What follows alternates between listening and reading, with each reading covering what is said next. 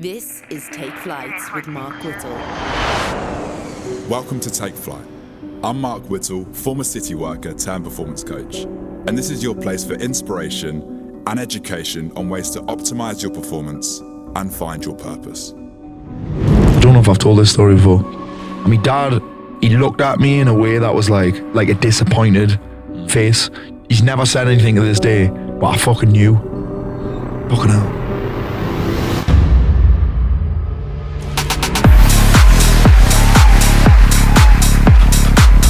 So you're a coach. I work with people who want to get the shit together. They say like you can only walk someone as far down the path you've gone yourself.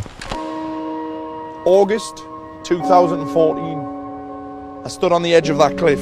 My wife stood in front of me begging me not to jump off and to think about my kids. I ended up at rock bottom, suicidal. The primary thoughts that I had were, no one would even give a fuck if I killed myself. Someone asked you whether you'd end up back on the cliff and you said you're 100%. 100%. If you weren't doing the things that you do today. So that one of them's mental rehearsal, one's journaling. Yeah. What else are you doing that's keeping you off the cliff? It's not what happens, but rather it's what you do that changes everything. You are in control of how you feel, and you can change it in a fucking heartbeat.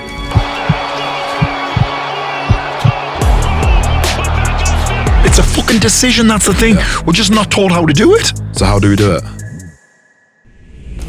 Cabin crew, passengers, prepare for takeoff. Welcome to the Take Flight podcast. Hey mate, thank you for having me. I'm excited. It's been a little while in the making, eh? It has. I think we put this in the summer. Yeah, I think. Do you know what though? I think we're booked in the summer, but I think we probably started talking about it at least a year ago. Yeah. At least a year ago. Well, we followed one another after I had Ollie, Yes. our mutual friend. So, Aye. Do you know what, mate? It's interesting. I've not told you this before. So, someone messaged me before that even and said you should have this guy on your podcast, Paul Mort. It's me. Somebody likes us. So, believe it or not. Oh, who was? Who was it? I can't even remember. Really? I can't even remember. It was ages ago. And Probably don't like me now. Probably followed me then and be like, fuck this guy. But they said have Paul on. So the name had come up and then I can't remember whatever way around it was. One of us followed the other and followed back. Yeah. And then, so followed a bit then and saw your content and I resonated with it. And then all because somebody told me to have you on the podcast, joined one of your webinars. All right. It was, I think it was the one for IFS actually. Oh, me and James. Yeah. Was it? Yeah. Jeez. Yeah. James got upset with someone who was trying to get people to follow them on Instagram. And I remember. Yeah, he did actually. I remember I was creased. But then we spoke about this earlier. Like I went to IFS, paid to go myself, ended up speaking on the podcast panel. Mad. But obviously watched your talks, Yeah. caught you at the end of it, Yeah. and I'm on your fucking coaching program. There you go, mate. Mate, nothing's by accident. No. Namaste, no mistakes. And also, this is like, I'd say this might be 5 years ago. My best friend told me a story about a guy who was earning, I can't remember the figures exactly, but he was earning a lot of money through his newsletter. And it turned out it was you. Oh, shit. So you've been on my... Well, that's mad because that's how I met Smith as well. Yeah. That's mad, eh? Yeah. So you've been in my consciousness for That's a weird, long isn't it? time. Yeah. Wow, shit. It was Mentally. a lot of money. It was 30, 40 grand a month it was. Yeah. 20 of it was going up my nose. Yeah. Those were the days, mate. Shit. Yeah. Well, look, I'm so excited to finally Mate, I'm have buzzing. you on. I'm buzzing because obviously I enjoy your podcast. You've done a lot of podcasts and I'm looking forward to the conversation because I think you're going to ask me some things that will give people a lot of insights and bring some value to their lives. Yeah. Which is what podcasting's all about, right? 100%. It's such a great medium for it. So I'll start with a difficult one. So you're a coach. Yeah. That's it. Kind of. I work with people rather than I help people. I work with people who want to get the shit together. Yeah. They want to upgrade their thinking, master their emotions, and kind of level up their life. Many people would say I do life coaching, but it's kind of not really that. It's a bit different. Yeah. It's a bit different. It's a bit harder hitting. It's a bit more specific. It's a bit, listen, if you master your emotions, you master your life. Once you learn how to do that, holy shit, that's when you become what I'd call unfuckwithable. Yeah. And that's what we all want to be, right? You can try and improve any area of life, but until you master your emotions, you're going to fucking struggle. Yeah. Yeah. I love it. And I'll do a very similar thing to you in my own way. And to get into that, you have to have gone through some things yourself to want to then fix yourself, but then help support people on their journey doing the same? Oh, dude, absolutely. Because it's funny, we talked about me in 2014 and all those challenges that I had, which I'm sure we'll get into some depth on. And one of the things that I did was, I was going to say I was lucky enough, but I had the financial clout because I'd sacrificed everything to make money, basically. I had the financial clout to be able to invest in shrinks, psychotherapists, psychologists, counselors, the works. And I'm not going to tie them all to the same brush because that would be really unfair and not accurate and not an accurate representation. But I could tell from a moment I walked in the room that someone didn't have a fucking clue. I'm like, you don't have a clue what this is like. So then I'd just dial out. So that's really important. I remember one woman actually, only around the corner from here, and I went to see her. My wife waited outside, and I went in the room, and I actually felt all right because it's funny, because when you're all over the place like that. So I was diagnosed bipolar early 2014, and you get all these labels associated with it. But the problem is when you're that low is when you need the doctors, you won't go. So when you need the most intervention is the hardest part because you're not going to go to the doctors. You can't get out of bed. You can't see people. You don't want to talk to people. So actually my wife had this big challenge where I wouldn't, and then, so you'd have these ups and downs. When you feel good, when you could go to the doctors, you don't go. Or you go and the doctor's like, well, there doesn't seem to be anything wrong with you. Do you know what I'm saying? It's a very weird balance, that. But I remember going to see one woman in particular, and she said, so when you're diagnosed bipolar, you have these depressive episodes, these depressive bouts, and you have this thing called manic depression. That's what bipolar is. Manic depression, and you have these manic moments. And I went in and I was in a good space, and she was like, "You're manic now." I was like, "No, I'm not." She was like, "You're manic now." I was like, "No, I'm not. This is who I am." I was just like this. My energy was in a good place, and she labeled me manic, and I was like, "Fuck this." So yeah, I could tell instantly whether someone could get it or not. Yeah. Whether they just read textbooks or whether they'd been through it or not. And I don't think you have to have been through it. I just think it helps because I don't give advice on anything that I haven't personally experienced. I can coach someone on anything. I have the skills and the tools. But when you're giving advice, I'm like, well, where's that advice coming from? Yeah. It's huge. It's huge. And in coaching, they say like you can only walk someone as far down the path you've gone yourself. Mm-hmm. Yeah, it's massive, and it actually gives me the ability to be empathetic, but also the opposite of that is to not tolerate anyone's shit. Because I'm like, well, someone had a go at me this morning. I wrote a post about 5 things I've learned about anxiety, and one of the guys was like, well, you're clearly talking about mild anxiety and this and that, and I feel like you're attacking me. I was like, you feel like I'm attacking you? I've made a post on my page about my experiences, and one of them actually accused me of abusing him and gaslighting him. I was like, hang on, I've made a post on my page about my experiences and I'm gaslighting you. You're commenting on my thing. And I'm like, I'm speaking from my experiences, which have been deep, have been years in the making, and have helped thousands of people. But you're thinking I'm gaslighting you. And the reason I'm saying that is because it also gives me the ability to see through people's shit. It means I can be empathetic, but also I can be like, well, that's a story, that's bullshit. If you want to stay in that victim mentality, then stay there. But it's kind of like a double-edged sword. So I'll say something like, for example, one of the things that people get triggered by is when I say, listen, anxiety isn't caught, it's not contagious, you don't catch it, it's created by you. And some people get unbelievably empowered by that. They're like, what? So it's me. That's the problem. Mm-hmm. And some people take it it's the same statement. 2 people can have exactly the same experiences, exactly the same level of anxiety they can create for themselves. One of them gets empowered by the message and be like, oh shit, it's me. It's not that. It's not him. It's not Boris. I don't even think he's still relevant, is he? It's not Liz Truss. It's not the government. It's not the cost of living crisis. It's not the weather. It's me. Some people get incredibly empowered by that, and some people get disempowered by it because they're like, well, who am I going to blame now? What am I going to blame now? It's really weird how that happens. Yeah. Where do you fall on anxiety being held in the body? Well, you experience all emotions through the body. Yeah. You experience all emotions through the body, but you got to think about this. Anxiety is created by, this is mad, thought alone. You create it, so you'll think a thought, or your attention will be on something. Your mind, you're usually asking mind a question, or your brain a question. Your neocortex will look for an answer, or your frontal lobe will look for some reference. And then your brain will produce a chemical. It'll send the chemical down your spinal cord to the hormonal centers, and then your body will produce a hormone. It so starts here. Doesn't start anywhere else. And we have 60,000 thoughts a day. It's incredible. I find this fascinating, right? It blows me fucking head off. That I can create a feeling and change my body by thought alone. Like, that's insane.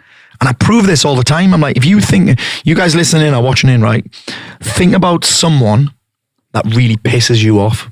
If you close your eyes and thought of that person and pictured them, something that they've done, something that they did in the past, you'll start to feel pissed off. That's how fucking simple it is, but people don't want to hear it for some reason. It's because when they start figuring that out, I'm not saying trauma doesn't exist, it does. I've had a lot of trauma in my life. I've had a lot of challenges. But if something's happened in the past, if your focus is on it, you get the feelings that go with it. Do you know what I'm saying? When you understand that, it's empowering, but for some reason, many people just choose to feel disempowered by it because then they've got nothing to blame. They've got nothing. Well, if it's not their fault, then who do I blame? Yeah. Do you know what I mean? It's a really weird thing. People don't want to let go of that. They don't want to let go of the label. They don't want to let go of the attention. That was my thing. I'd do stuff just to get attention. I'd disappear for 2 days just to get extra attention and love, and because I didn't know what else to do. Didn't know how else to get it. But I'm just fascinated by this concept of you can change the way you feel with thought alone. Like, that's insane. Yeah. It's insane. It's not him that's making you angry. It's your thoughts about that that's making you angry. It's mad. And everyone's a reflection of what's going on for you internally anyway. So if they're triggering you, it's actually just an indication that something you probably need to think about. Oh, totally. And just going back to that anxiety point, because I drifted a little bit there. You think about this. You do experience anxiety in your body. What happens? Heart rate goes up. Your breathing changes. You start to get all tight. Your palms start getting sweaty. And it's like, it's weird. I say anxiety has its own posture. It has its own breathing rate. It has its own fucking temperature. Right? You know? Do you know what I mean? You experience it through your body. And that's why I'm also at, well, okay, if I experience these emotions through my body, doesn't it make sense that I should support it a little bit more? Fucking hell, people complain about being anxious on a Sunday night. Oh, I get really bad anxiety about work. I'm like, mate, you've been on the fucking bag all weekend. Yeah. You've been on the fucking booze and a sniff all weekend. You don't think your body might be working extra hard? And I'm not saying you have to be teetotal, but that's not a fucking coincidence. Yeah, there's Stephen Kotler, you know, the flow state. Yeah. Talks about working with your biology, not against it. Yeah. So how can we understand more about what our body wants, what it needs, and actually what it doesn't want? So it doesn't need the bag at the weekend. But you said there about like closing your eyes, right? And imagine someone who's pissed you off, or imagine maybe a moment where you've been in a bad situation. So what's the opposite then? Where you place your attention is where you place your energy. Right, I made a post about this morning. You will never change your life until you change your energy. And everyone thinks that, oh, well, do I have to get to bed early and get up early and wake up feeling motivated and drink coffee and take nootropics, and they're all amazing things. But actually, you can change your energy just by changing what you're focused on. So instead of thinking about someone that pisses you off, you can think about someone that you're really grateful for. I mean, that sounds like a hippie, but someone that you love. You picture them, you start to get goosebumps in that, man. If you ask me a question about my kids, it's doing it already, I'll fucking light up. I'll cry probably. I'll get goosebumps all the time. You know how I feel about that shit. So it's the same deal. You just got to ask a different question. The problem is we get so focused on negatives that we don't know how to... When someone tells me how they're feeling and they're struggling, I'll be like, how do you want to feel then? And they're like, well, I don't want to feel like this. I'm like, I didn't ask you how you don't want to feel. I asked you how you do want to feel. And most of the time they don't even know. But once you start figuring out how you want to feel, then I'm like, okay, what makes you feel like that? Yeah. And it might be going for a walk. It might be speaking to my best friend. It might be playing music really loud for 5 minutes in the car and singing Pink at the top of my voice. I don't do that, by the way. I'm a little mix guy. But you get what I'm saying? Yeah. Like I can change the way that I feel just by what I'm focused on. I cured my own panic attacks on flights just by this thing alone. Not by closing my eyes, not by breathing. And by the way, I'm a guy that had to get sedated on flights. Either had to get wasted and take 3 fucking diazepam, but I've actually been sedated by the staff on the advice of a doctor on a flight before. I've had a panic attack sat next to Sol Campbell once, right? And I solved that just by putting my attention on other things while I was on the flight. I can't play Football Manager, I'm not even kidding here. I can't play Football Manager and have a panic attack at the same time. Because my focus is on fucking MK Dons. Why MK Dons? Because I got sacked as Sunderland manager. MK Dons, or mate, I just honestly, there was one of those memories came up, and a year ago, I basically showed people how I cured me panic attacks on a flight. I have a list of things that I'm going to do on the flight, I don't even do any of them. I legit don't do any of them. I have a list with a tick box. I'm like, okay, this is what I'm focused on now. I could watch that movie, watch that TV series, read that book, read that magazine, do that work, watch that jiu-jitsu instructional. I have so many things that I can do that I'm like, okay, what am I going to do now? Yeah. And then I'll be like, right, I'm going to watch that. And then when I'm watching that, I can't be anxious at the same time. I can't have two thoughts at the same time. Even making that list fucking calms me down. Making lists. I spoke to Tyson Fury about this. He makes lists. I'm like, do you do any of them? He's like, not really. But just the act of making a list can relax me because you think about this, anxiety is a future-based thought. I'm thinking about the future. I'm in the future. I can only feel anxious or excited. Now I can shift from being excited because I'm like, oh yeah, I get to watch that. I don't get to watch that at home. Oh, I get to read that. Oh, I can watch the whole season of Stranger Things on that flight to Dubai. That's fucking amazing. Do you know what I mean? Before, the thought of a 6.5 hour flight, I'd be like, fucking hell. Now I'm like, mate, I'm looking at what's going to be on the flight before I go. Yeah. But I can't rely on that. My iPad's loaded up. I'm downloading the fucking Half Guard anthology. I'm downloading matches that I didn't get to watch. I'm seeing if there's... One thing I love about Emirates flights is the show live football.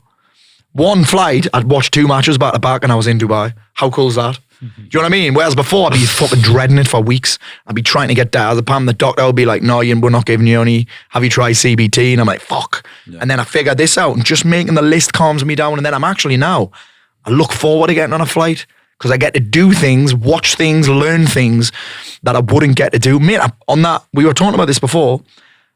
I came back from Dubai when I decided not to drink and I planned me whole year. I set me goals for the year. I set me 90-day goals for the first quarter of the year. I've done my whole calendar in a flight home. I didn't even consider anxiety or panic attacks because my attention can't be in 2 places at once, no matter how often I get diagnosed with ADHD. You know what I mean? It can't be. I want to come back to the business strategy because I think it's so important. Yeah. And it was a big sort of light bulb moment for me this morning. Yeah. I love that you said the 2 questions, which was, how do I want to feel? Yeah. Give yourself some space to think about how you want to feel. Yeah. And then, all right, well, when do you feel like that? Yeah. It's quite what makes you simple. feel like that? And what are you willing to do to feel like that? Like, do you know what I mean? This is what makes me... So I have to do this sometimes because it's easy. You know what I love about this as well, mate, is because sometimes we get caught up in this headspace of I feel like this. I'm like, well, that's not a feeling. That's a fucking analogy. So I'll ask people, how do you really feel? And they're like, I feel like my head's going to explode. Well, that's not a thing. Yeah. That's anatomically impossible. I feel like my heart's gonna fall out my chest. Well, that doesn't happen either. I feel like my heart's broken. It's not really a thing, that. I get where you're at, but it's not a thing. I feel like the weight of the words on my shoulders. It's not though, is it? So those analogies kill us as well because I'm like, well, that's not what emotion are you actually experiencing. What does that mean? How do you want to feel? Okay, what are you willing to do to feel like that? That might just be I'm willing to make a list. Yeah. Calms me down. Brilliant. Okay, what I want to feel energized. What makes you feel energized? Do that then. You know what I'm saying? Yeah. This is not that hard. I love the It's list as just well. many people just aren't willing to do it. I love the list as well. I do mine on a Sunday evening and rarely check in the week to actually see what I plan to do. Yeah. But it just sets an intention and it almost just goes in the subconscious, doesn't it? And it's like, okay. Yeah. I feel And I calm move about that. I take that list and I move it straight into my calendar. Yeah. To make sure it gets done. And so I've got some accountability in my team. Yeah. But it works. You'll ask anybody that's ever got a handle on anxiety, and I'll guarantee they mention lists. Now, I'm not saying it's the be all and end all, but I'm saying it's a tool that you can use. These are all tools that you can use to change the way that you feel. Because again, another thing that I say that triggers people is that you're always in control. You are in control of how you feel, and you can change it in a fucking heartbeat. In a heartbeat. What was interesting, the sort of third question that you added at the end, what you prepared to do. Yeah. So I think so many of us identify with the anxiety, identify with the depression, identify with the things that actually make us feel bad, but at least make us feel like something. Yeah. So then we're unprepared to do anything to actually change it. Yeah. How do we push past that? But I think that also we got to realize that, again, depression and anxiety don't happen by accident. At least not for me. Again, in my book, I covered this. I had to get some help on this because I was making quotes that people were like, are you sure you're allowed to say that, Paul? So Harper Collins, my team there, were like, we'll do some research. And some people are more predisposed to depression than others, right? But you don't catch it. I ended up at rock bottom, suicidal. I ended up with all these anxiety challenges, not by coincidence. I ended up there through a series of often unconscious, that's the problem, unconscious decisions, unconscious habits, unconscious behaviors, habitual thoughts. All of those things led me there. And once I realized that, again, I've got two options. Go victim mode and say, well, I didn't know. Oh, fucking hell, I did that. Shit. Wow, that's incredibly empowering. Do you know what I mean? Or just keep shifting the blame. Oh, well, I'm an anxious person. Well, you're not, though, because there's no such thing.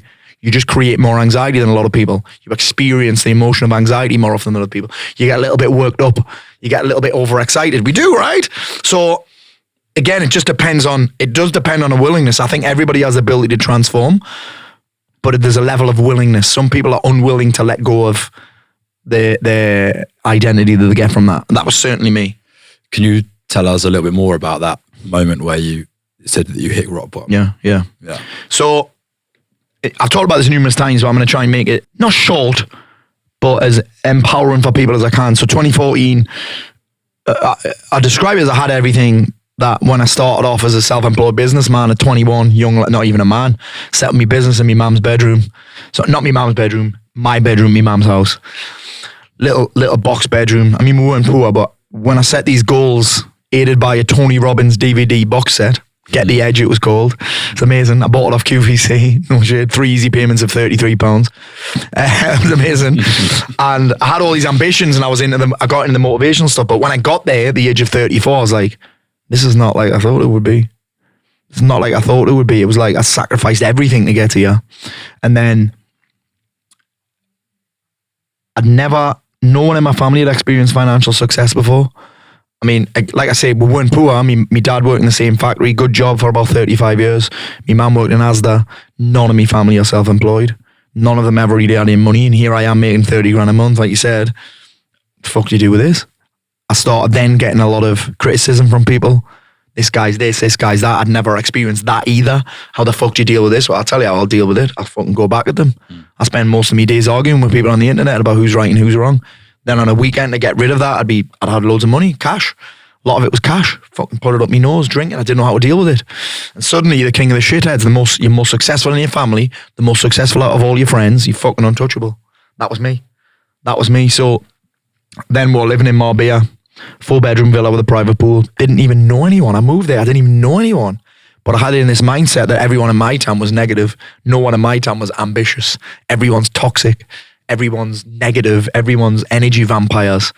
And I got to Marbella, and after a year, I was like, holy shit, there's just me left. Just me left. Got rid of all my friends, stopped talking to my friends.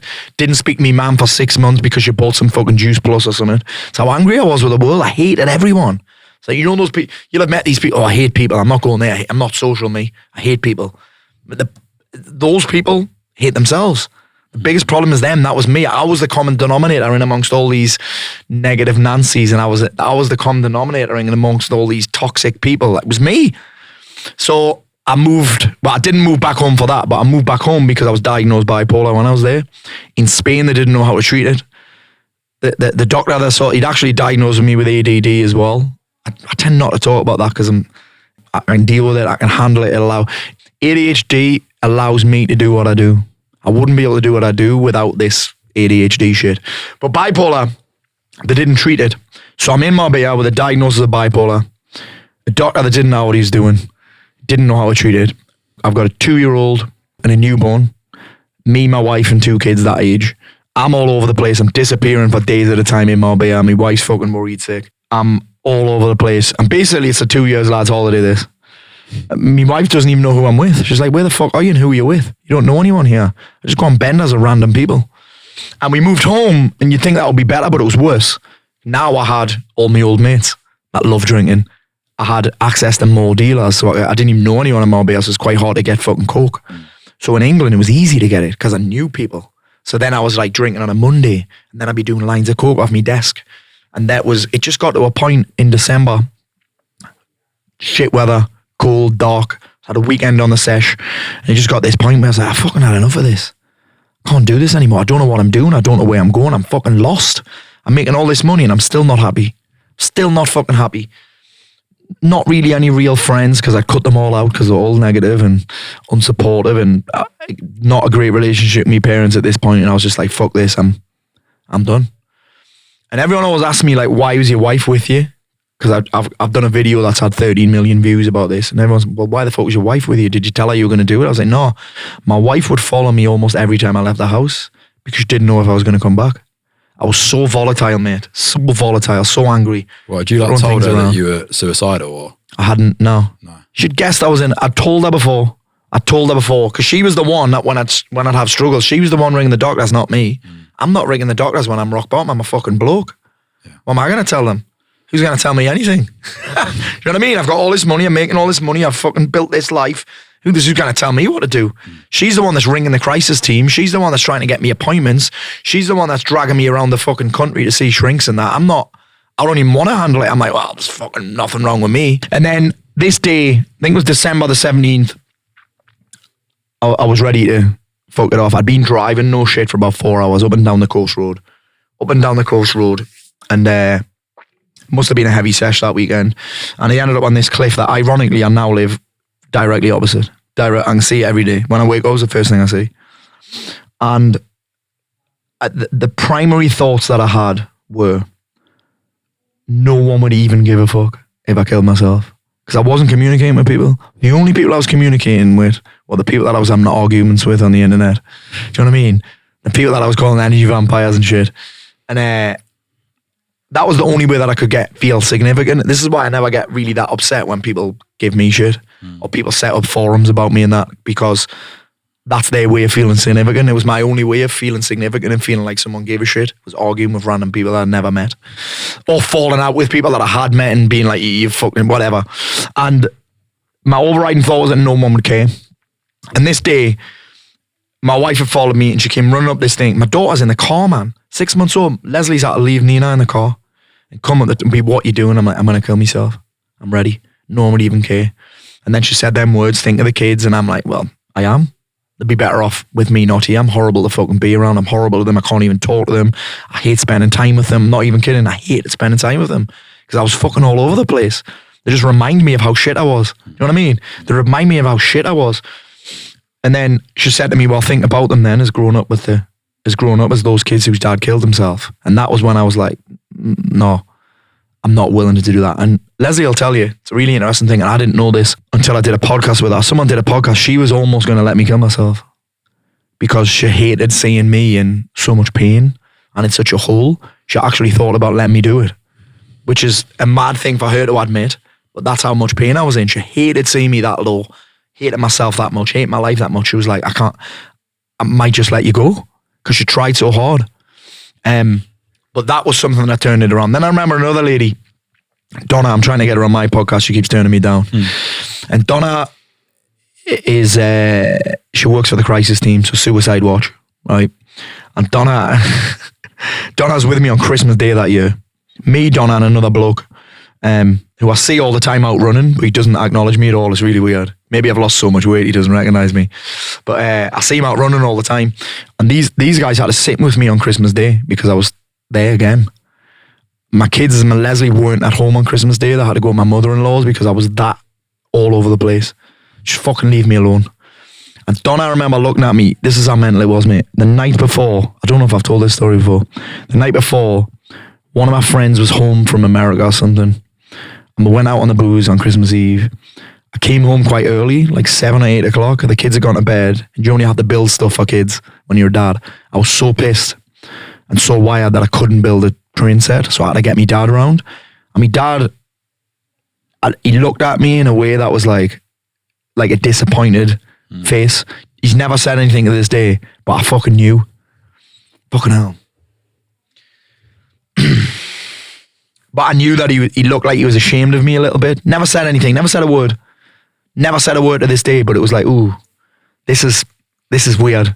And then the next day, Donna didn't even say anything. The funny thing is, some of the most powerful things that have ever happened to me were just looks. Donna looked at me over the top of her glasses like my mum used to. Looked over the top of the glasses and it was almost like, you need to get your fucking shit together. She knew I was hungover. And I'd had conversations with her before about, like, you're not, Paul, do you think that this might have something to do with what you're doing on the weekend? And yeah, those were the two things that really woke me up. Yeah. Wow. It's been a ride since then. And I've had moments like that before. Mate, even now, I remember a conversation that I had probably September 2020. I was in London recording my book, and a lady, Ines, asked me, we finished the audiobook and she was moved as fuck by the whole thing. She helped me put it together. Actually, it was a lady, Alice. Alice is one of the heads of marketing at HarperCollins. Alice sat in on me recording it. She'd never heard it before. She was crying like all the way through me recording this book. I was crying because some of the things I didn't even know had happened. Those bits in the book that I didn't put in, where Ines had interviewed one of my clients, I was like, shit, I didn't even know he was gay.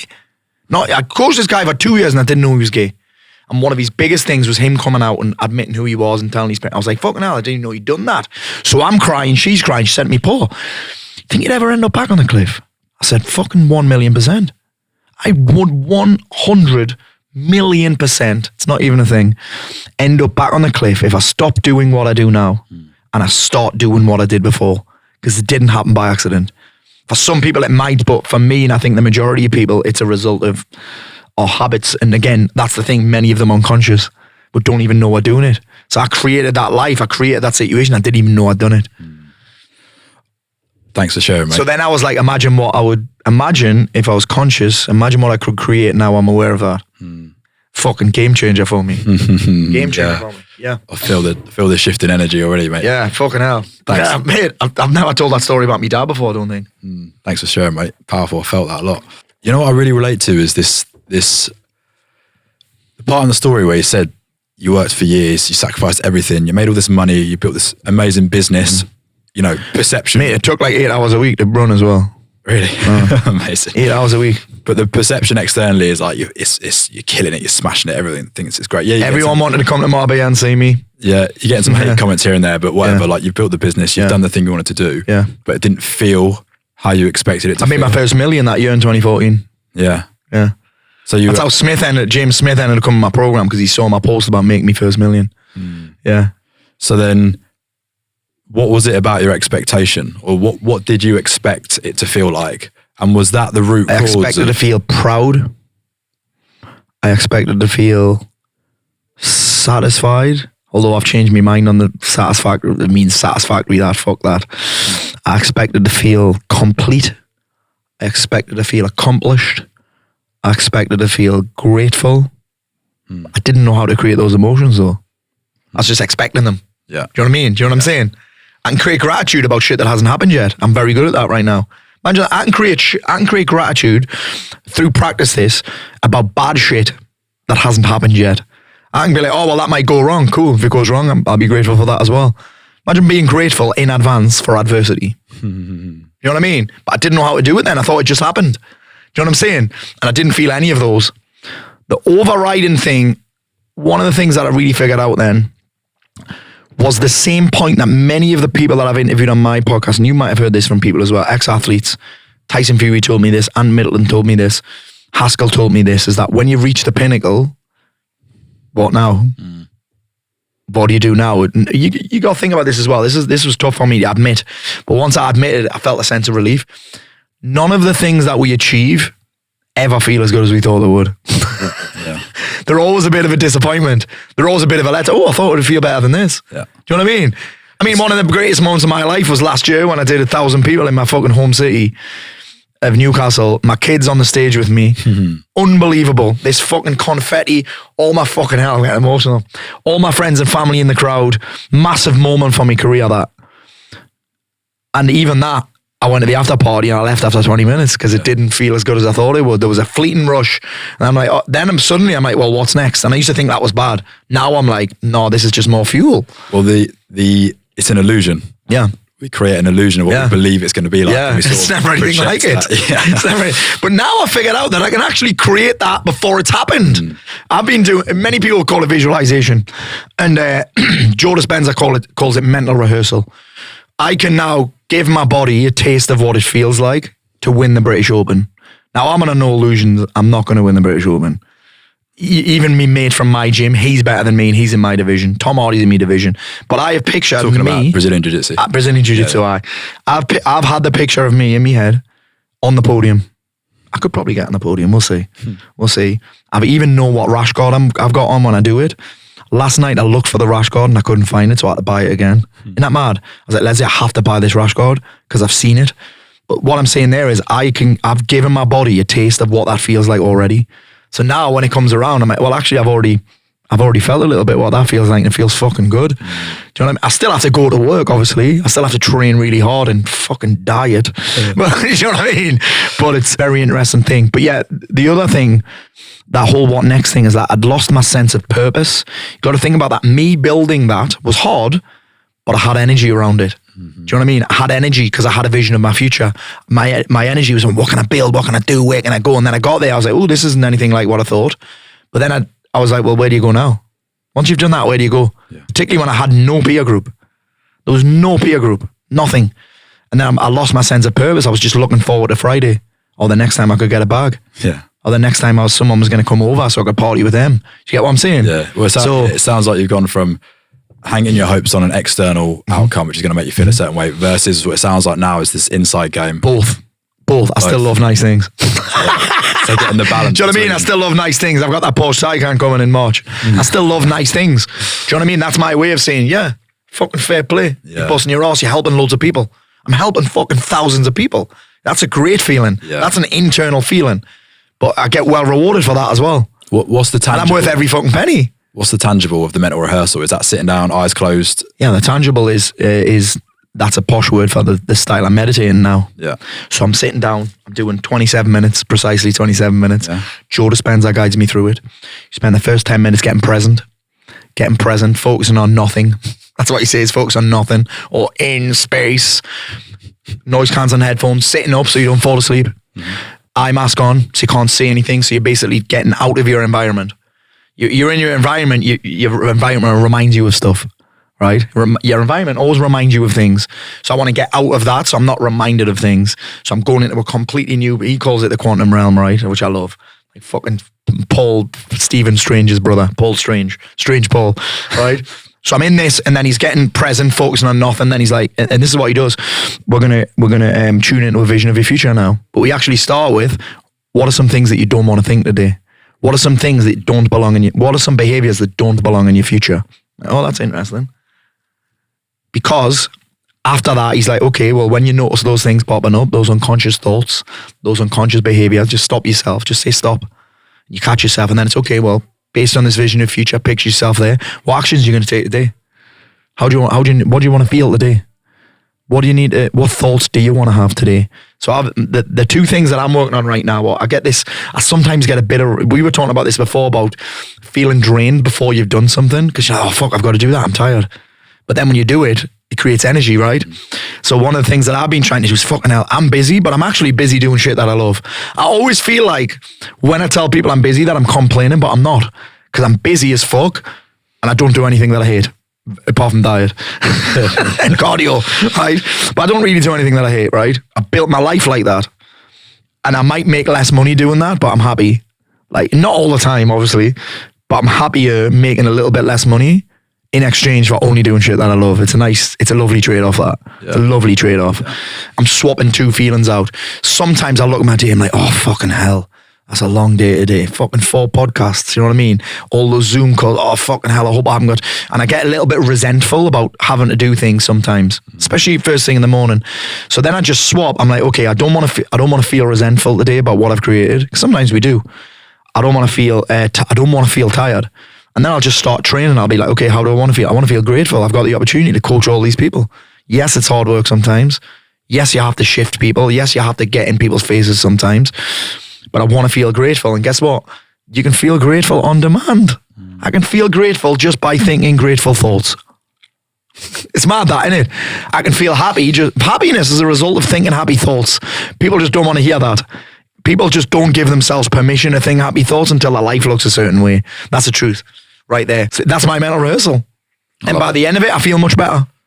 Yeah. I go into that mental rehearsal now, though. I actually journal on it before I go in, because I know that in that meditation, he's going to be like, how do you not want to feel today? How do you not want to think today? How do you not want to act today? And I write those down before I go into the rehearsal. So I go into the meditation now with intention. By the end of the meditation, here's how I want to feel today. Here's how I want to think today. Here's how I want to act today.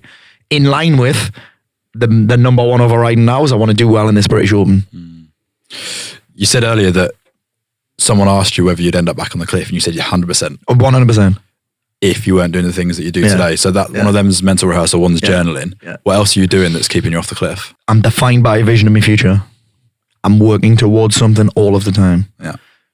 When people say, well, you have to be satisfied, I'm like, no, because that would indicate that I have a satisfactory life. I'm not fucking interested in that. I've done that before. I've tried to be satisfied. Shit. So I'm defined by a vision of my future, which basically means that I've got an animal to hunt. I've got something that I'm going after that excites me. And sometimes it's small stuff. Sometimes like I want to go there with my kids. I want to take my kids there. I want to fill that fucking 2,000-seater stadium. Fucking hell, imagine that. Dude, people in the stadium listening to me telling the story about how I shit myself. Imagine that. But I want to fill that, and I want to do that, and I want to get this book done so I can help more people, and I want to speak there, and I want to meet this person. Like, being defined by that energizes me, because my attention has to be somewhere. And everyone talks about being present, right? That's great. But if I wake up every morning trying to be present, that's also fucking hard work. What am I present on? What am I thinking about? Oh, how great's this fucking Weetabix? Do you know what I mean? And I don't think it's a bad thing. I think it's great to be able to do that, right? But actually, if I'm defined by a vision of my future, the overriding emotion is fucking excitement. And that's intoxicating. That's intoxicating for me. What happened in my life before? It wasn't exciting. It wasn't exciting. I didn't have the excitement of getting up every morning, hunting the fucking wolf, as I like to say. I need an animal to hunt. Sorry, or some fucking soy to hunt, some tofu to hunt. I'm joking. Got a lot of respect for the vegan community, except when they get in my face about why I should be one as well. It's enough, but I've got a lot of respect for that. This episode is brought to you by Hux. Hux is a health company created to inspire you to find your daily edge. I've been trying Hux for the last few months, and it's become my trusted health supplement of choice. And I love that its range of products can, and for me should, be used every day from wake until sleep. Hux consists of high-quality, potent supplements across 4 categories. Their superfood blend provides you with 17 superfoods, including vitamin A, B, C, and D, and a hit of plant protein. The hydration tablets hydrate you quickly in unbelievably good flavors. Nootropics support those focus periods and long-term brain health. And finally, Hux's sleep products with award-winning ingredients like Levagen to support your recovery through deeper, more restorative sleep. I've been using superfood and hydration for the last few months and have noticed a drastic improvement in sustained energy and my sleep. In fact, having met the team, tried the products, and seen the vision, I decided to become an early stage investor myself, and I'm so excited to be a part of this journey. You'll be seeing loads more from Hux, and I can't wait to see and hear from people being supported by the products. To get involved, visit huxhealth.com or @huxhealth on all socials, and use the code TF20 for 20% off all products, including their subscription. Thanks, guys. I hope you enjoy. It takes a lot of discipline, that, I think. Yeah. But anyway, if I'm tuned into a vision of my future, I'm excited, I'm inspired, I'm challenged. But I'm challenged actually by things that inspire me, because the challenge-free life doesn't exist. I'm either challenged by things that inspire me, or where I was then, challenged by things that drain me, such as people on the internet. So we're challenged whether I like it or not. The challenge-free life doesn't exist. It's not about comfort. So I'm either defined by a vision of my future, or I'm left with the memories of my past. One of them is going to make me feel great. One of them is going to make me feel like shit. That's it for me. That's the number one thing, really. My journaling, guess what I'm doing? Tuning into that vision of my future that excites me, that challenges me, that inspires me, that gives me something to hunt, that gets me juiced, because it impacts other people. That's the amazing thing about this stuff. Like, when you level up, it impacts everybody. Some people don't take it in a great way. Some people are like, fuck yeah. I wrote about this morning because I'm 11 months booze free today, and one of the things I wrote was some people get triggered by you not drinking, and some people inspire the shit out of them. I wouldn't like to say how many people have decided not to drink for a bit just because they follow what I'm doing, because they're inspired by what I'm doing. That's a great feeling. So yeah, tuning into a vision of my future has been this year probably, and I've done it for a long time now, but that's the thing where I'm like, yeah, if I can't fall in love with my future, where am I? You know what I mean? I'm in love with my future, and what that means is Love's a funny thing. Falling in love with my future doesn't mean that I'm only in love with the positives. That's infatuation. I have to understand that there's going to be negatives, which means I don't get too emotional when things don't go my way. I've only hit 75% of my goals this year, but I'm all right with that, because just the process of being tuned into these goals and having something to chase after, and it's a sense of purpose, really. Just that juices me. And here's the secret sauce, right? I'm getting goosebumps talking about this. just going after the targets fires me up as much as getting them. You know what I'm saying? 100%. People talk about falling in love with the process. That's what that is. Just going after them, absorbing the challenges, absorbing the knockbacks.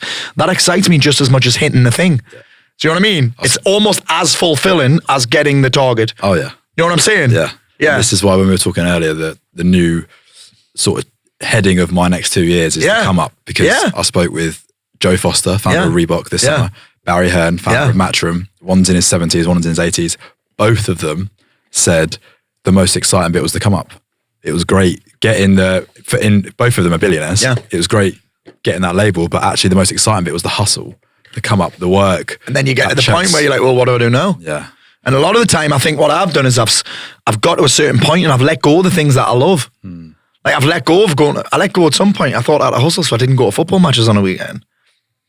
You won't find a weekend with me not watching football now. I'll watch a fucking League 2 game, me. Do you know what I'm saying? I'll watch 2 teams where I don't know any of the players. Now, I gave up sports, watching sports, taking part in sports. I stopped doing the things in my business that I love because I thought I had to be focused on the cash flow and all that shit, because that's what we're taught. And that's when you get to a certain point, you're like, actually, I've stopped doing the thing that I love the most to build a bigger business. Why have I done that? Because I thought I had to. It's a real interesting thing, that. But yeah, this whole, I actually did a video on it last week. I haven't dropped it yet, but this men's mental health thing, the overriding thing or the big thing that people like to talk about is men are depressed and men are suicidal because they don't talk. I'm not having it. I think it's useful. I think it's a great start. I think it might be helpful. The 2 most important things, the 2 things that men need to get handled is not talking, might help, but what do you say? Who do you say it to? What after? What do you do after? You go and talk to someone, then change fuck all. Fuck all's going to change, right? So for me, drinking and sniffing, huge factors. Huge factors. Get a handle on what's going on in your body. But I think bigger than that is men lack a sense of, they get to a point in their life where they lack a sense of purpose. They can't, someone that's suicidal is because they can't see a compelling future. They can't see a future. So they get out. Yeah. I get that. They can't see a future. This is this phrase that you say a lot, and I absolutely love it. And it's the answer you give to a lot of the questions that you get. Whatever the feeling is, right? And the answer is build a compelling future for yourself. I say that a lot. So, and that's great. It's a fucking decision. That's the thing. Yeah. We're just not taught how to do it. So how do we do it? We set targets. We set goals. We get help. We set targets that excite us, that scare us a little bit. And that can be in any area. It can be, well, I want to learn this language. It can be, well, I want to get in shape. Well, I want to build that business. I want to change careers. I want to meet a girl. You think about that. When you're at school, you have a target, right? To fucking pass your GCSEs, right? You leave school, what's my target? Finish college. What's my target? Get an apprenticeship. What's my target? Meet a bird. What's my target? Get married. What's my target? Make babies. What's my target? Get a good job. Then what? Then what? Complete it. Supposedly. What's next? Make it a Friday.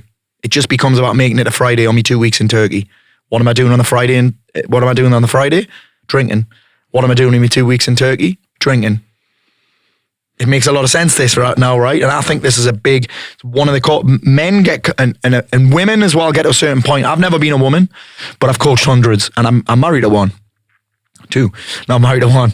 And they get to a point, my wife was the same, where you raise your kids get to a certain age, they're both in school.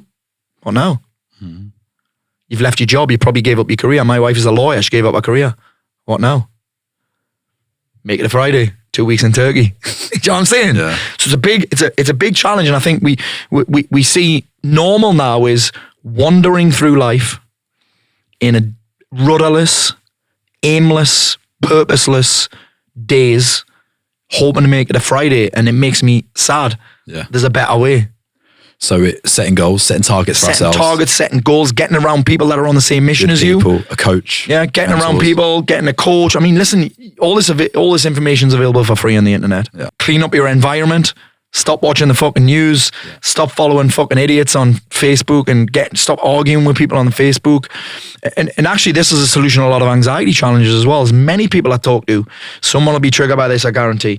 Many people I talk to, one of the causes of their anxiety is actually they're of a creative intellect and they're inventing problems. They're creating problems that haven't happened, that don't exist. particularly people that I've worked with who have health anxiety, they're creating problems. They're thinking about things that haven't happened yet because they don't have an active enough life. Yeah. They're not solving enough problems. Your brain is a problem-solving machine, so it's going to fucking find them. So give them problems to solve. So give it problems to solve that you give a fuck about. Like, I know that at certain points in my life where I've suffered the most anxiety is when my focus has been narrow as fuck on things that are actually, when I'm busy, when I'm handling shit, when I'm driven, when I'm working towards stuff, doesn't even come into my realm. Doesn't even come into my realm. Do you know when you get people who are gossips? Like gossips because they've got fuck all else going on. Yeah. Know what I'm saying? My mum should be listening to this. My mum's a prime example. She'd be like, did you see so-and-so died? I'm like, no. See what he wrote on Facebook about you? I'm like, no. Yeah. Didn't see it because I'm busy doing shit that I give a fuck about. Often the times when I've had anxiety or created anxiety are when my focus has been narrow. When my focus is broad, I don't have room for it. Is that, Get what I'm saying? I is don't that- have room. Does that include having diversity in your week? Absolutely. Yeah. I like diversity in me week. I'm a big fan of rituals and routine, but I'm not a fan of rigidity. Like, I very rarely do me morning ritual in the same order. Never at the same time. I like variety. I like uncertainty. I'm okay with uncertainty. Many people are addicted to certainty. I'm not. I'm fine with a little bit of uncertainty. It excites me. Because we've spoken about the one end of the scale, right? Where you're kind of just walking through life almost asleep, Wandering. praying for Friday. Yeah. And then you- Floating through life like a fucking boat without oars. Yeah. Getting tossed around by life. Yeah. Hoping to make it to the end of the river, which is Friday. Yeah. And then you go out, do whatever you've got to do at the weekend to escape it.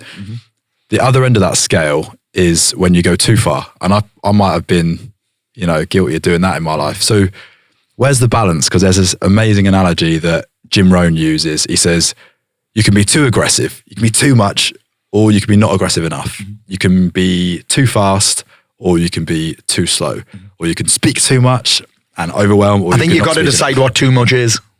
Well, this so Who decides? So when I talk about overthinking a lot, I'm like, well, what's overthinking? What's underthinking? so define it. So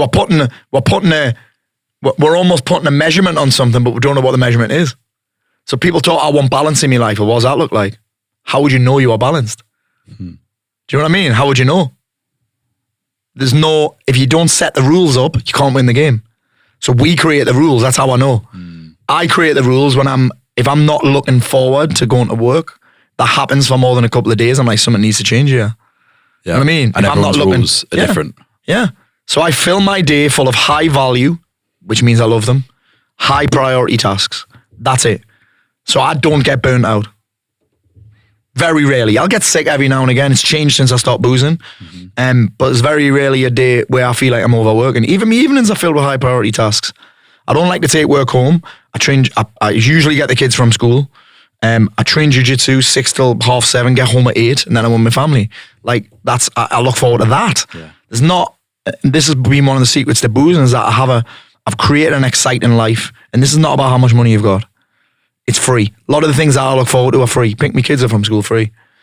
Know what I mean? Like, a lot of the stuff's free. If you create an exciting life, you feel excited all the time. Do you know what I mean? And creating an exciting life is a decision. What have I got in my schedule this week? Again, most people don't even have a schedule. Just picking it up. Too busy, I have no time. How do you know? How do you know you haven't got any time? Shows you time. Where's it gone? Can't. It's like someone that's got no money. Can never show you where it's gone. Same with time, right? I've got no time. How do you know? Shows your schedule. I haven't got one. So you're fucking making it up then. Making it up. You're completely making it up. So I think one of the keys is, what have I got to get excited about this week? Yeah. I realized this big time in 2020. I always feel stupid saying this because not many people will get it. 2020, I drank for 2 weeks in a row, Friday and Friday, for the first time since 2014. Friday in the house, the next Friday in the house, in lockdown. And then I felt like shit. And for some people, like, well, I do that every Friday. It's not a big deal. But for me, it was a big deal because I felt like shit. I was struggling. Couldn't get a haircut. My beard was fucking massive. I was just all over I wasn't horrendous, but it wasn't right. And then I was like, why am I doing this? And then I realized that it's because I didn't have anything else to look forward to. On a Friday normally, I mean, now it's always jiu-jitsu, but on a Friday in 2020, it would be, we'll go to the cinema as a family. We'll go out for a meal. We'll go rock climbing. We'll go swimming. We'll go bowling. We'll go fucking go-karting. We'll do something mental. Every Friday we'll have Mort Family Friday. Now it's Jiu-Jitsu Friday. Selfish. But I love Friday night training. I'd look forward to those things on a Friday and suddenly it was gone. And I was like, shit, it's because I've got nothing to look forward to. And that's been one of the secrets to hand on the boozing and one of the secrets to living in. I've always got things to look forward to. And some of the things are fucking free. You heard Max saying before, everyone's going for a C-dip after jiu-jitsu tonight. That's free. It's free. I'm looking forward to that now. I'm excited, even more excited for tonight now. Does that make sense? Yeah. I just look at my week. What have I got excited about Monday? Let's get something to get excited about on a Monday. If you're only looking forward to Friday so you can have a drink, that's fine, if that's your thing. But maybe that's why, because many people are asking me now, how did you stop? Like, well, the goal wasn't to stop drinking for a year. The goal was other things. And I just realized, well, if I'm going to hit those things, I haven't got time to get pissed. I haven't got time to be hungover. And I'm okay with that because I'm more excited about that than I am about the feeling of being drunk. You know what I'm saying? It's not drinking that we're like, it's the feeling that we're like. Yeah. But I'm more excited about the feeling that I get from that than I am about the feeling of that. I love it. Yeah. I love it, mate. It's amazing. It's mad, innit? See how energized we are? Yeah. We haven't done anything different. We haven't moved different. Yeah. We haven't drank anything. We haven't ate anything. We haven't sniffed anything. We haven't smoked anything. Yeah.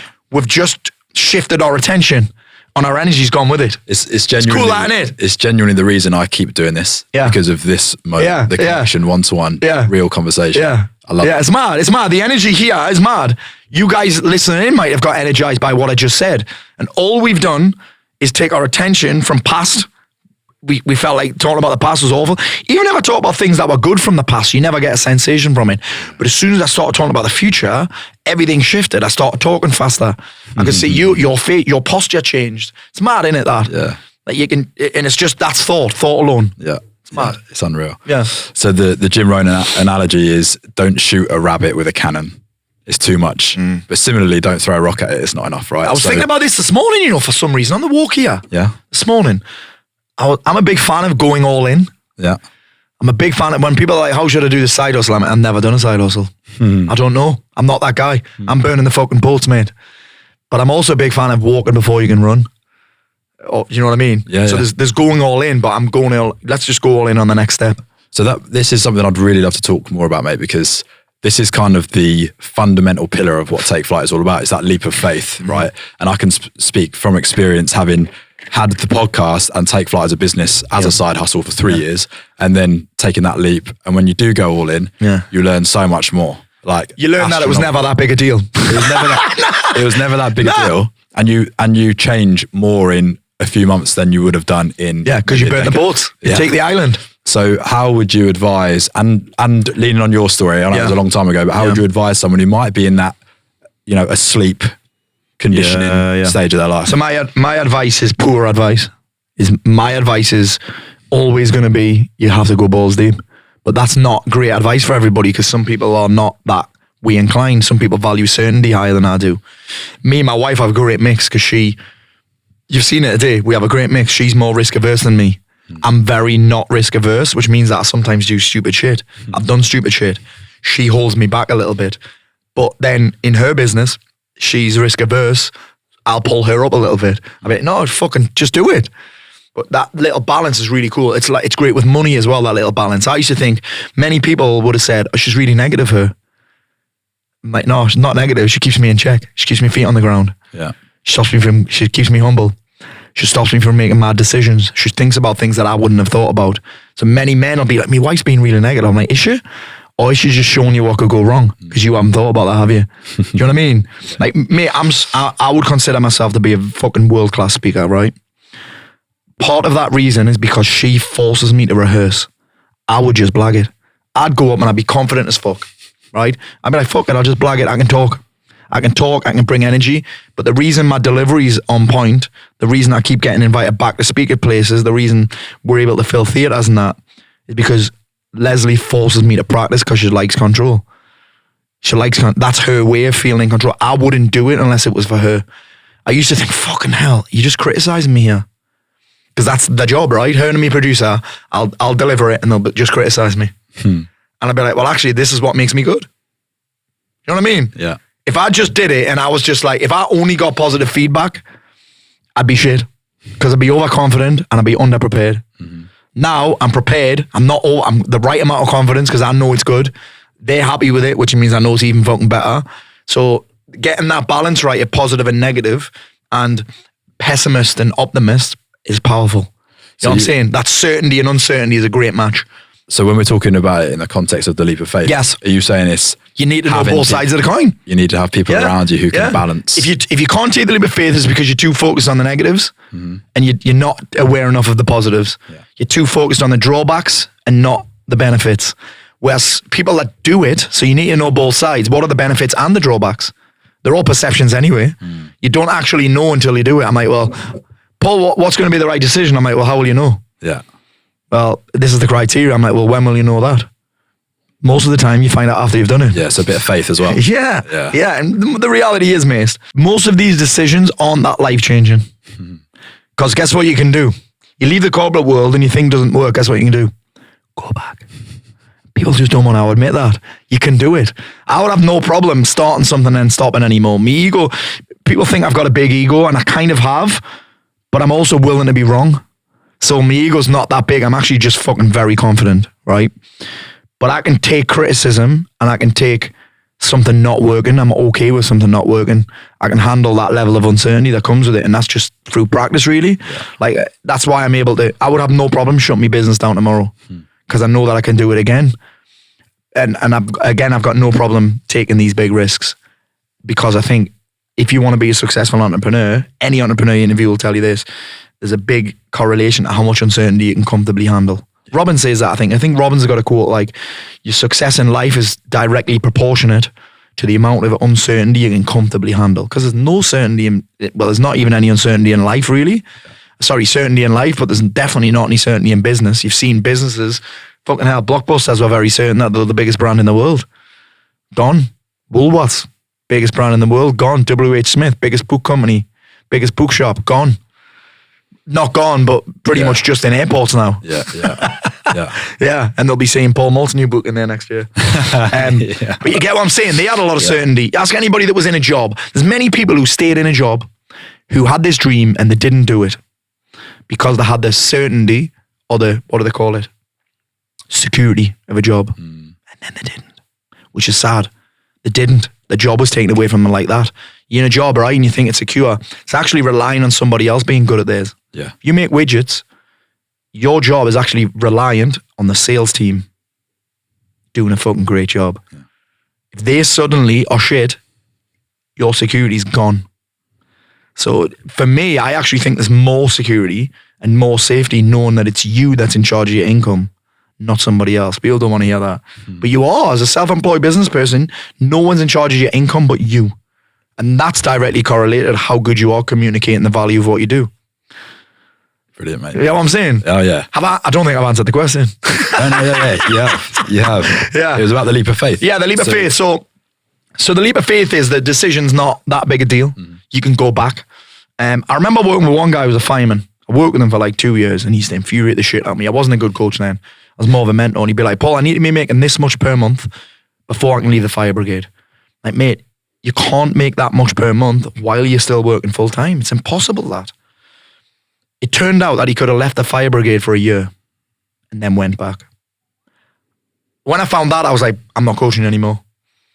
Just fucking do it. Go back after a year, man. Yeah. Figure it out. I don't know what he does now. He's probably still in the fire brigade. But you get what I'm saying? Yeah. Like that exists. You've just got to eat your ego sometimes. Yeah. There's also this concept like that I quite like called fuck you money. I still do this now. I still have fuck you money. I put money away every month, every week, and that's fuck you money. So if I want to not do this anymore, I'm fine. Mm-hmm. Know what I'm saying? Yeah. There's that concept of fuck you money so you can say to your boss, do you know what? I built this money from the side hustle or not. Fuck you, I'm out. I mean, I wouldn't fuck you because you might want to go back.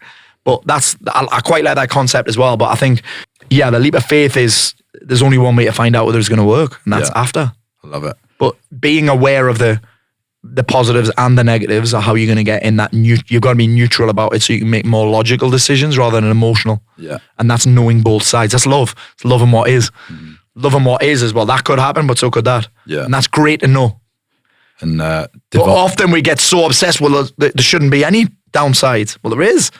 That's great. Yeah. That's how you get grateful in advance. Mm-hmm. I know the downsides. Am I willing to deal with the downsides? Yes, I am.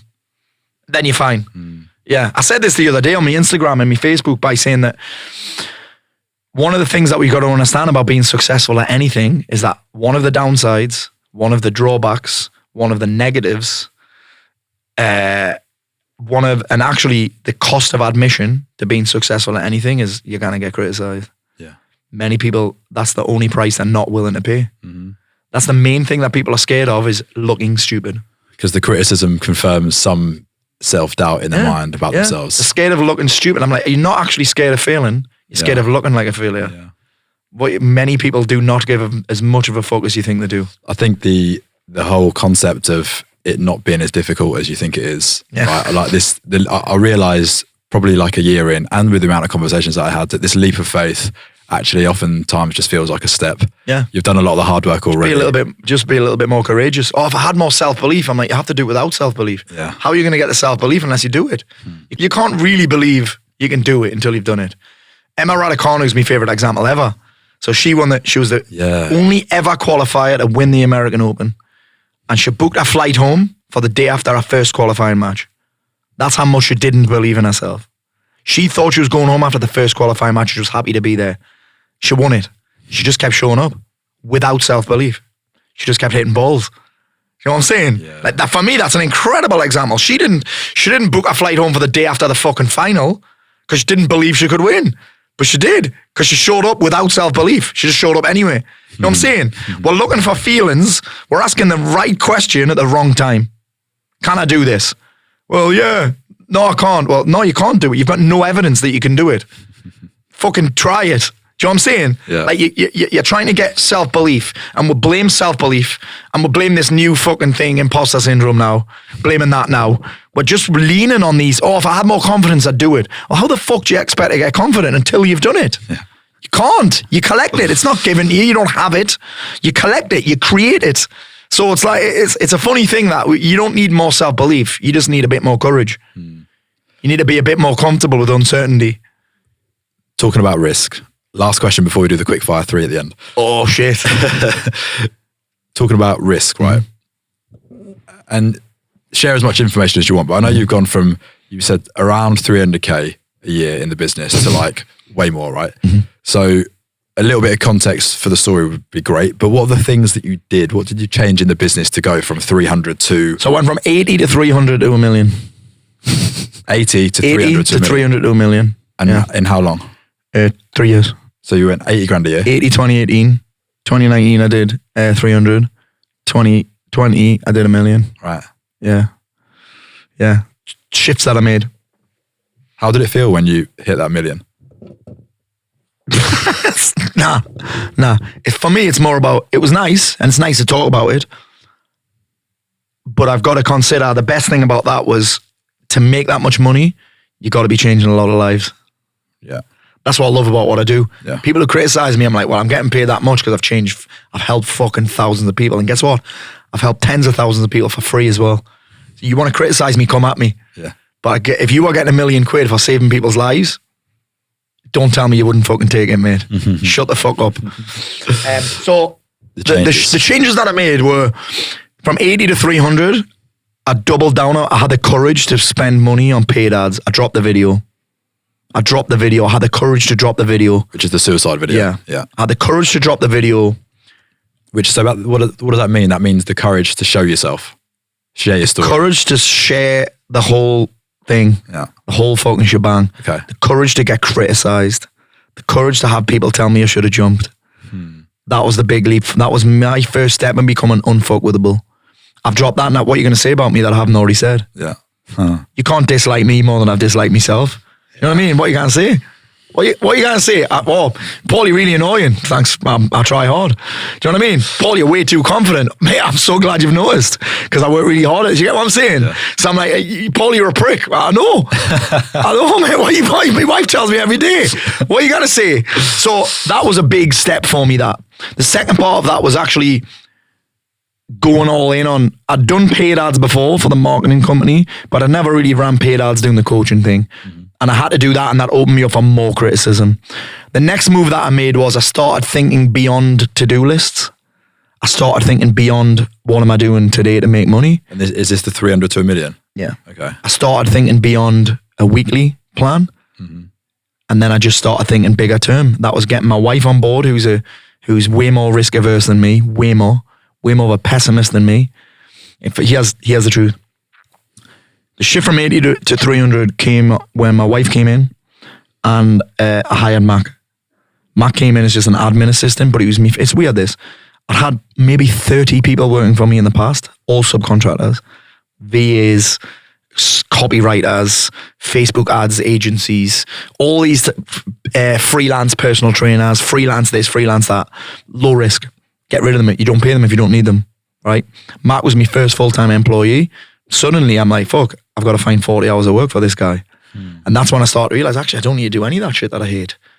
Now he's freeing me up because the shift that I had was I actually saw staff as a cost.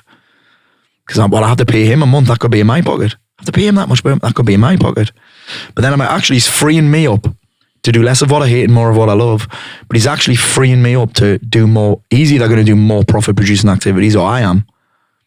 So I did the second thing. So getting Mac in was a big fucking deal for me. And then building out year-long plans rather than just setting year-long goals. That was a big deal for me. Starting to think bigger picture was, I mean, listen, you're not going to build £1 million with a to-do list. You know what I mean? You're not going to build a 7-figure business with a to-do list. You're not going to build a 7-figure business without looking at the numbers. I hate the numbers, so I delegate that as well. I'm not doing cash flow forecasts. I'm not looking at the KPIs in the business. You give me a number and I'll know how to hit it, but I can't work all that out. It's not in my DNA. It's not in my ADHD brain to look at a spreadsheet with loads of numbers on it. So I delegate that. I used to try and force myself to look at the numbers and look at the profit and loss and that. I'm like, it's not happening for me, this. So I just delegated it. So I could do more of what, like, that's been the whole thing for me. That's the biggest shift was one, having the courage to be criticised. Listen, you're not getting no £1 million without getting criticised, because in order to get in numbers like that, a lot of people have to know who you are. And when a lot of people know who you are, a lot of people are going to give you shit. You know what I mean? A lot of people love your work as well, because obviously you've got to be changing. You didn't get that much money without changing fucking lives. Full stop. Full stop. And again, the reason I've got no problem with this is because you got to think of the game that I'm in. I am saving lives and changing lives, but people are like, oh, you're charging people that are at rock bottom. I'm like, well, actually, I've got 3 books that are free. I've got a course that's free. The only thing I charge for is the time that I take away from my family. I'm giving you, honestly, I get criticised for this all the time. I'm like, I've spent 6 months writing that book and I'm giving you it for free. And you're having a pop on me because I haven't replied to your inbox at 1 a.m. on a Friday. Mate, do you know what I'm saying? So I've got no problem with it. It's really nice to be able to say, actually, do you know what? My program's this much. I can't afford it. That's totally fine. I get it. Here's me free book. Here's me free overthinking course. Here's me free how to stop fucking drinking every weekend course. Do you know what I'm saying? That's a very powerful position to be. I think probably that as well, starting to give more. I started to give more and I started to get more. I started to give more without expectation. You got to think about this. Money's an exchange of value, right? It's you value what I do, so I'm going to give you money for that next, for more access to you, right? So I think what many people try and do in business, it's like, I see it as like a fire. Money, getting paid is like getting heat off the fire, right? Most people are trying to get heat off the fire without putting any fucking logs on. You know what I mean? They're not putting any logs on. You get the heat after you put the logs on. So I'm just a big fan of providing tremendous value to people's lives. We were just talking about this, getting booked for speaking gigs and that this morning, getting flown to Puerto Rico, working with Spotify. That all happened as a result of the free stuff that I put out. Not because I went looking for it, but they were like, Paul, we love your free content. I think what you're doing is amazing. You provide a lot of value at this event that I was at the other week that you spoke at for free. I'd love to come and pay you to speak at my event. Know what I mean? It's an exchange of value. Money will always flow. Money will always congregate around the highest perceived value. The people that are struggling to make it happen in business are the ones that can't demonstrate the value. They're not giving enough. Get what I'm saying? Oh, completely. I love it, mate. Yeah. Instead of asking the question, how can I make money? You want to start asking, how can I give more? Not more money. How can I give more value? How can I give more demonstration of how fucking good I am? Yeah. It's one of the biggest things I've taken away from our conversations is that money flows to perceived value. Yeah, it does. It's massive. And I've passed that on to so many people. Yeah. Rob Moore, my friend Rob Moore gets fucking 100 times more credit. You had Rob on your podcast? No. Rob's a savage. You had Andrew Tate on his podcast last week. Really? That's cool, isn't it? Rob's got like 3 Lamborghinis, loves money, right? He gets a lot of hate. But Rob has wears the like saying, diamond jackets and stuff. he wears the Alexander McQueen jackets where he looks like he's got a gun holster on. I love a bit of Alexander McQueen, like. But Rob, he has this same way. He believes that money flows to people who value it the most. You know what I mean? There's a lot of people who have no money who fucking piss it all away on booze and Yeah. tabs, cigarettes. Now, I was thinking I read a great post the other day, and a guy wrote he's a bare knuckle boxer actually, and he said something like, we're meant to be in this cost of living crisis. He said he's just been in his town centre. He's never seen as many overweight people on fucking electric scooters, right? You know those fucking things, right? On these electric scooters, smoking vapes. Those vapes aren't free. Yeah. It's not free to be obese, and it's not free to have an electric scooter. They just don't value money. And then they complain about not having any. Like, that sounds harsh, but think about it logically here. If you piss money away on shit that just makes you feel better temporarily, you don't value money. Many people that have a lot of money, they value money, so they treat it with a bit more respect. They invest it. They invest it on coaches. They invest it in mentors. They invest it in their business. They invest their money in Facebook ads. I haven't put the lottery on since I was 17. Yeah. You know what I mean? Yeah. I haven't put. And again, I've probably gambled 5 times in my life. Yeah. If I'm gonna bet on anyone, I'm gonna fucking bet on me. 100%. You know what I'm saying? But I think, like, as well, just to acknowledge, you are doing incredible work, mate. Thank you, mate. I appreciate that. Yeah, I love what you do, which Thank is you. hence why I'm here. Yeah. You know, Yeah. and I'm very excited to see how you can support me with my journey. Mate, I'm excited for you to blow this up, mate, because there's a slightly different approach to me. Yeah. And you're in that niche that needs what you do.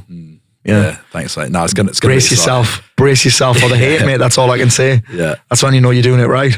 Yeah, but I think, you know, when you're talking about that million and whether it's worth it or not, like, you know, just to say it is, like, you're doing thank you, amazing sir. stuff. I you appreciate know, that. Speaking with Gary Vee in Puerto Rico. that you Yeah, spoke about, huge. Speaking with Stephen Bartlett. Yeah. Everything else. And I can also... Filling those fucking theatres on a Friday night in Newcastle, Yeah. man. I never in a million years thought that I would be able to fill a theatre on a Friday night, people on the booze and that, drinking out of 2 pint glasses. One of the greatest nights of my life, that. Yeah. And we'll do it with 2 this next year. Amazing. Yeah. I came to the London one. It was unreal. Yeah, mate. it's class. Class. Right, quick fire, last 3. Yeah, let's go. Think headline answer, just like, Let's go. quick fire. One thing you've discovered or come across recently that you're particularly excited about? This Joe Dispenza stuff blows me head off. This being defined by a vision of your future, this mental rehearsal thing, this taking time out of your day to create your day mentally, that 100%. Unreal. Yeah, 100%. I'm going to try and go. He hasn't announced the dates yet, but Ollie and I are going to go in the summer, I think. Oh yeah, oh sick. Come again, mate. Do it again. They're in Cancun next week, I think. Are they? Yeah, I think the London Lindsay's one's just texting me. London one's in the summer, isn't it? Oh, they're doing London in the summer again. They normally do it once a year in London. Well, he'd done Brighton before that. Oh, But the really? reason there was so many people at the one in London, 2,700 people at $3,000 a ticket, by the way. 7 million quid. Well He's done. doing all right, huh? The reason there was that many people there because he'd never done that. He'd never done London. He'd done Brighton, which is mad. Yeah. But mate, it's an amazing investment. Yeah, I'm going to go to that for sure. Yeah. One habit you would encourage all listeners to implement into their day. Journaling. Yeah.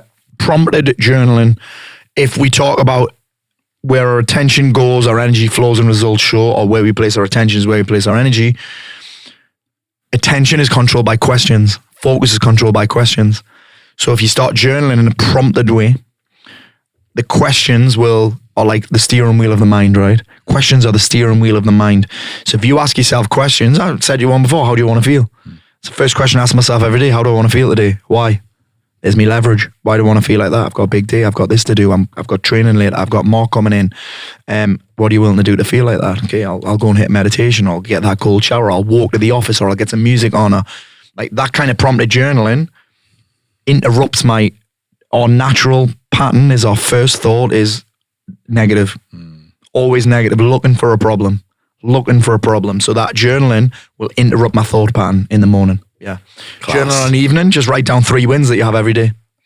It's a simple one. Yeah. Yeah. With journaling, I struggle because I always do it when I've had a bad time because it helps me have that space between what's happened and really thinking about it. How can I make myself do it every day? So there's 2 things. One, see it as a way to tune in with your vision of your future. Yeah. Because you wake up every morning thinking of problems, where the problems exist in your past. So if problems come from past thoughts. Anything else hasn't happened yet, so how is it a problem? So second one, so see it as tuning into a vision of your future and putting your attention on your intentions. Yeah. Where I place my attention is where I place my energy. On an evening, see it, that's where you collect confidence. That's where you look back on your wins. How do I know I'm winning if I don't keep score? Get what I'm saying? So I'm going to keep score. If I want to build... Listen, I've done that since 2016. That's why my confidence is fucking like ridiculous. You know what I'm saying? It's ridiculous. It's ridiculous. It's embarrassing. And one of the secrets is I don't just write down 3 wins I have a day. I write down as many as I can. Why would I say no thank you to more confidence? Yeah. Confidence comes from competence. Confidence is created. It comes from victories, small victories, little achievements. Evidence. If I don't track them, if I don't tell myself I'm doing well, who the fuck else is going to tell me? Yeah. Get what I'm saying? So I see like that. 2 things. One, I'm seeing it as tuning into my future, getting in line with my vision of my future, put my attention where I want my energy to go. Yeah. And then collecting confidence. Like looking back skillfully, collecting confidence, collecting self-belief, collecting certainty. You know what I mean? If I'm doing that all the time, I'm not going to be bothered by shit that's gone sideways because I'm putting my attention on what worked, not on what didn't. Yeah. On the things that went well, not on the things that didn't go well. Amazing. Get what I'm saying? Yeah. Choosing how I want to feel. All right. Yeah, sick. You know, after I've done it for a week straight. I'll let you know. Yeah. Last one. Imagine there's 2 Paul Morts. Mm-hmm. Can you imagine? No. Right. No, the world's not ready. Take yourself back to, it can be any moment. It works well if you pick a particularly difficult moment. It might be on the cliff. It might be something else.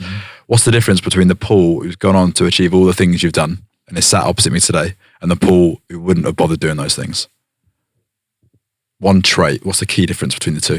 The one that we've talked on here, being defined by a vision of the future, having a mission, having an animal to hunt, having small targets, having a sense of purpose, big targets, little targets, daily goals, weekly goals, monthly goals, yearly goals, 3-year goals, all that.